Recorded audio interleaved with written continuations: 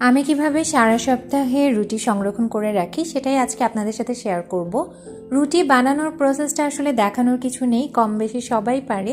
আমি যেহেতু নিজের জন্য প্রিপেয়ার করছিলাম তাই টুকটাক ভিডিও করে রাখা।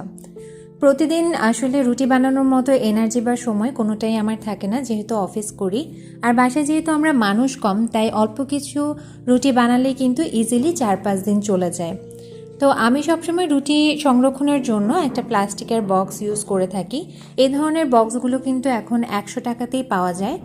মাঝখানে এরকম প্লাস্টিকের র্যাপ ইউজ করে আমি এরকম রুটিগুলোকে আলাদা আলাদা করে রাখি। এখানে কিন্তু চাইলে আপনারা প্লাস্টিকের প্যাকেট কেটেও ইউজ করতে পারবেন।